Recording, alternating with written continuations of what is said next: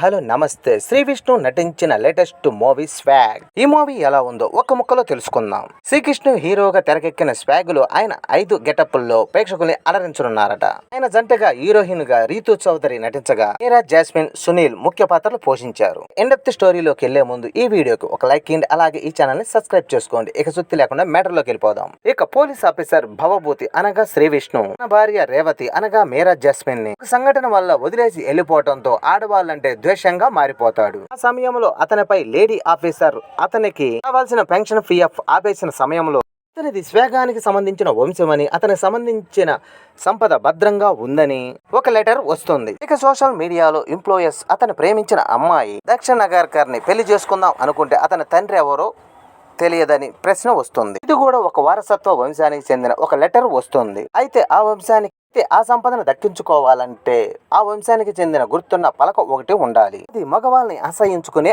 అనగా రీతూ చౌదరి ఆమె దగ్గర ఉంటుంది. వైపు ఆ సంపదను కాపలా కాసే వంశం దాని వారసుడు రాకపోతే ఆ సంపదను కైవసం చేసుకోలేమని వాళ్ళు చూస్తూ ఉంటారు. అసలు వీళ్ళు స్వేగ వంశానికి సంబంధించిన లెటర్ రాసింది ఎవరు?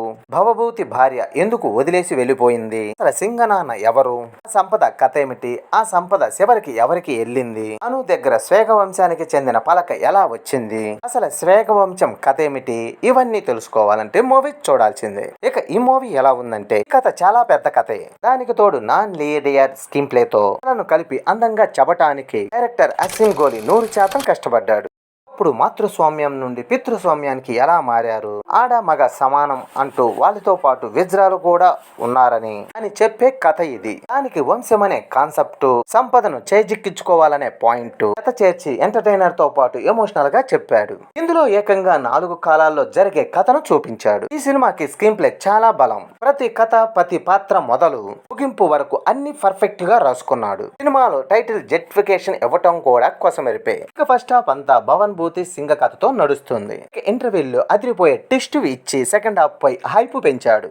ఇక సెకండ్ హాఫ్ లో స్వేయాతి కథ, స్వేగ వంశ ఆరంభం, ఓ భూతి రాజు కథ చూపించి క్లైమాక్స్ లో మంచి ట్విస్ట్లు రివీల్ చేశాడు. ఇక సంపద కోసం నలుగురు రావటం, అక్కడ మంచి ఎమోషనల్ రన్ను చూపించాడు. ఇక సెకండ్ హాఫ్ లో మాత్రం అక్కడక్కడ కొంచెం బోర్ కొట్టే ఫీలింగ్ కలుగుతుంది. కొన్ని కథల్ని కలిపి అంత కష్టమైన స్క్రీన్ ప్లే రాసుకొని దాన్ని ప్రేక్షకులకి అర్థమయ్యేలా చెప్పడం నిజంగానే కష్టమైన పనే.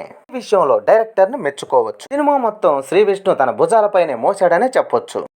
నటీనటుల పర్ఫార్మెన్స్. ఈ మూవీలో శ్రీ విష్ణు నట విశ్వరూపం చూపించాడు. ఒక రకంగా తెలుగు కమలా హాసన్ అన్నా గాని తప్పు లేదు. మహారాజు పాత్రలో, పోలీస్ ఆఫీసర్ పాత్రలో, గ్యాంగ్స్టర్ గా, ఇజ్రాగా ఇలా 5 పాత్రలతో పాటు ముసలివాడు, అలా మిడిల్ క్లాస్ తండ్రిగా అనేక గెటప్లతో ప్రతి పాత్రకు నటన, వాయిస్ వేరియేషన్స్, మేకప్ డిజైన్స్ తో సహా అన్నిటిలోనూ అదరగొట్టాడు.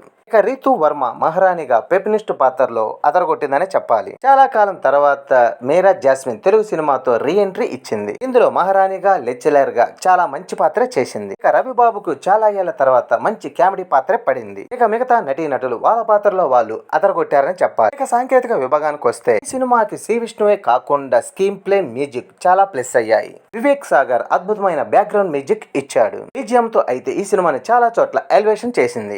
దానికి తగ్గట్టు ఆ కాలానికి పాటలు బాగా డిజైన్ చేశారు. సినిమాటోగ్రఫీ, విజువల్స్ బాగున్నాయి. వర్క్ డిపార్ట్మెంట్ కూడా ఈ సినిమాకి చాలా కష్టపడ్డదని కనిపిస్తుంది. ఏక నిర్మాణ విలువలు సినిమా స్థాయిని మించి పెట్టాడనే కనపడుతుంది. మంచి కథ తీసుకొని దానికి స్క్రీన్ ప్లే చాలా కష్టమైన రాసుకొని ఈ సినిమా తీసిన ఆసిక్ గోలి 100% సక్సెస్ అయ్యాడనే చెప్పాలి. ఈ మూవీకి ఎడిటింగ్ కూడా పర్ఫెక్ట్ గా కుదిరింది. మొత్తానికి స్వాగ్ సినిమా సమాజంలో ఆడ, మగ, ఇజ్రా అందరూ సమానమే అన్న పాయింట్ ని 4 కాలాల కథను ఎమోషనల్ గా, ఎంటర్టైనర్ గా తెరకెక్కించి చూపించాడు. ఈ వీకెండ్ లో మీరు వీల్ చేసుకుని 1 టైం చూసేయండి. ఇది నా అభిప్రాయం మాత్రమే. ఈ వీడియో నచ్చితే లైక్ చేయండి, అలాగే సబ్స్క్రైబ్ చేసుకోండి.